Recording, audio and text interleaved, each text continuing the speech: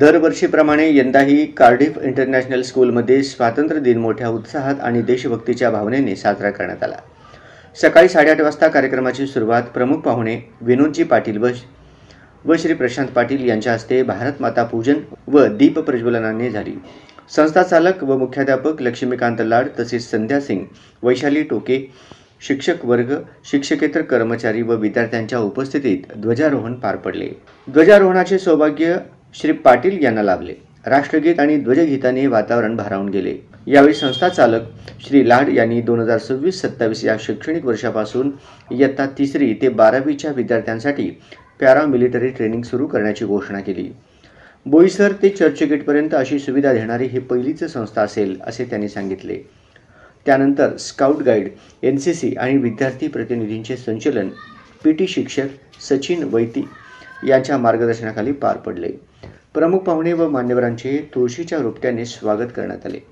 कार्यक्रमात विद्यार्थ्यांनी भारत माता आरती, देशभक्तीपर गीत, सारे जहां से अच्छा आणि जम्मू काश्मीरमधील पहलगाम घटनेवर आधारित हृदयस्पर्शी नाटिका सादर केली।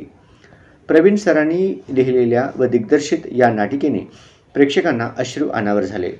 कार्यक्रमाचे सूत्रसंचालन कृपावर्तक सिद्धी व ज्योती सिंह यांनी केले, तर उपमुख्याध्यापिका सौ कविता लोटलीकर यांनी आभार मानले। शेवटी विद्यार्थ्यांना खाऊ वाटप करून कार्यक्रमाचा समारोप झाला। We will be starting with Scout and Guide NCC from coming academic year.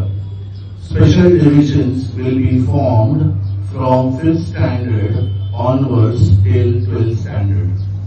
The benefits of this can be incredibly valuable for students, which will offer a challenging and rigorous academic development. Students get opportunities for character development and leadership training. Cardiff will also provide networking opportunities and exposure to military culture.